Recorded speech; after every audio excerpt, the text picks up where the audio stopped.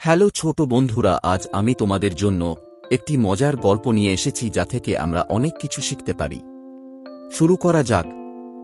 গল্পের নাম সিংহ আর খরগোশের গল্প। এক বনে এক শক্তিশালী সিংহ বাস করত। সে প্রতিদিন বনের অন্যান্য প্রাণীদের ধরে খেত। তার ভয়ে সব প্রাণী আতঙ্কিত ছিল।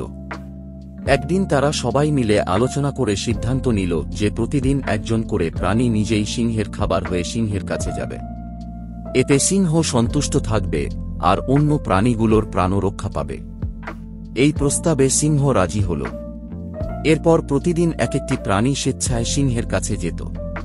একদিন খরগোশের পালা এলো, কিন্তু খরগোশ ছিল বুদ্ধিমান। সে দেরি করে সিংহের কাছে গেল। রাগে গর্জে সিংহ বলল, তুমি এত দেরি করলে কেন? খরগোশ চতুরতার সাথে উত্তর দিল, হে মহারাজ, আসার পথে আরেকটি সিংহ আমাকে থামিয়ে দিয়েছিল। সে বলল, আপনি বনের রাজা নন, সে নিজেই এই বনের প্রকৃত রাজা। কথা শুনে সিংহ খুব রেগে গেল। সে বলল, আমাকে সেই সিংহের কাছে নিয়ে চলো। খরগোশ সিংহকে একটি কুয়োর কাছে নিয়ে গেল এবং বলল, সে এই কুয়োর ভেতর থাকে। সিংহ কুয়োর ভেতর ঝুঁকে দেখল।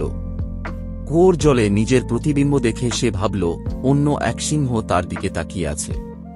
রাগে গর্জে সিংহ কুয়োর ভেতর ঝাঁপ দিল এবং সেখানেই ডুবে গেল। এভাবে বুদ্ধিমান খরগোশ কৌশলে সিংহকে বোকা বানিয়ে সব প্রাণীর জীবন বাঁচাল। গল্পটি আমাদের শেখায় যে বুদ্ধি দিয়ে শক্তিশালী শত্রুকেও পরাজিত করা সম্ভব। চ্যানেলটি অবশ্যই সাবস্ক্রাইব করুন, কারণ আপনি এই চ্যানেলেই পাবেন বক ও শেয়ালের গল্প, হরিণ ও বাঘের গল্প, বিড়াল ও ইঁদুরের গল্প, কুমির আর হরিণের গল্প। এছাড়াও আরও আকর্ষণীয় গল্প যার লিঙ্ক ডেসক্রিপশন থেকে পাওয়া যাবে। যদি কোনো বন্ধু থাকে যারা বাংলায় এই ধরনের ভিডিও দেখতে চায়, দয়া করে তাদের সাথে ভিডিওটি শেয়ার করার অনুরোধ থাকল। ভিডিওটি দেখার জন্য আপনাকে অনেক ধন্যবাদ।